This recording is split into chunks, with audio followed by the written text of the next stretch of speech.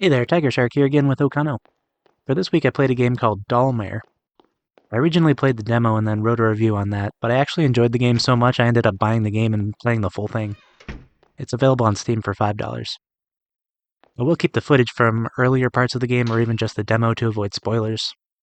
I wanted to play this one ages ago, but my PC decided it didn't agree with Unreal Engine for whatever reason, and it took me way too long to figure out how to solve the problem. Anyway, Dollmare is a horror game developed by people like me who don't handle stressful horror games very well. It was created to still be scary and dread-inducing without having a monster that chases you and without loud jump scares, which I very much appreciate. Welcome to your workplace. Get used to seeing it a lot. Your job is to check the quality of all the dolls. A doll passes the check, put it on the conveyor on the right. A doll is broken or is missing something. Throw it in the trash. You can find the detailed instructions on the nearby table. Now get to work. Press the green button to start your shift. I hope you don't fail as miserably as the previous guy. You play as a guy who desperately needs a job and took a position at a doll factory. Your job is quality control, making sure the dolls all meet the standards laid out for you. I didn't realize how closely I'd actually have to pay attention, so my first day I did poorly and got scolded by the director. There can be little tears on the clothing or extra toes that can be hard to spot. Throughout your shift, you will never encounter another person except for the director, whose silhouette you can occasionally see through the upper windows. You can find secret notes left by your predecessor, Kay, talking about how lonely and isolating the job is. He seemed to have a bad time here.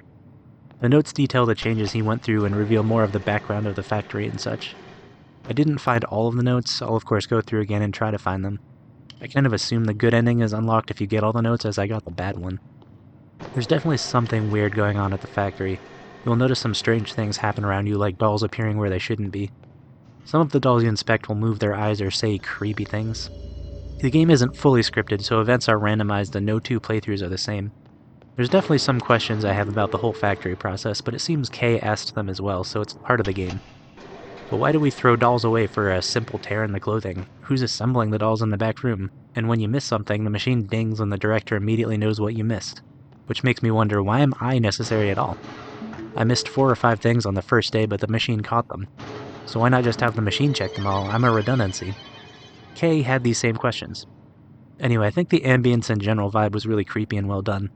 I do have 1 or 2 critiques though, as much as I liked the game. One thing I noted was the double doors have something that looks like an elevator call button despite not being elevators. Not a problem, just something I noticed. I assume that's just an asset the developer used. So for my main complaint, I have to say this first.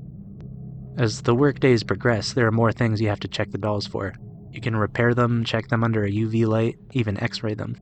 So my complaint is that in my playthrough it seemed like every time a new thing was added, the other ones stopped showing up. For example, after I got the x-ray machine, I don't think I got a single one that had a messed up voice box.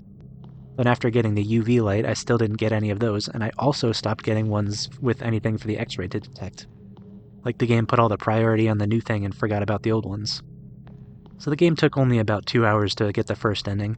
I found myself wishing more actual horror things would happen. I mostly just ended up checking dolls for a long time, and I almost got bored between events. I think if the game went on too much longer I would have, but as it is, the time is probably just about right. For my last critique, I always have to take away points for using AI voices. That's just how it's going to be from now on, now that they seem to be becoming so much more common. Anyway, it seems like the dev successfully made a game that fulfills my craving for horror without the things that make me hate the horror genre. Unfortunately, there were 1 or 2 jump scares, but they weren't in your face and stupidly loud. The mysteries drew me further in, fueling my need for answers. It made me want to keep going. I was genuinely disappointed when the demo ended, so I had to get the full game. Most horror games make me want to quit, so this one is obviously doing something right. I highly recommend you try it. It's only $5 on Steam. I'll link the demo as well if you want to try before you buy. Anyway, that's all for this one, and as always, I hope you have a spectacular day.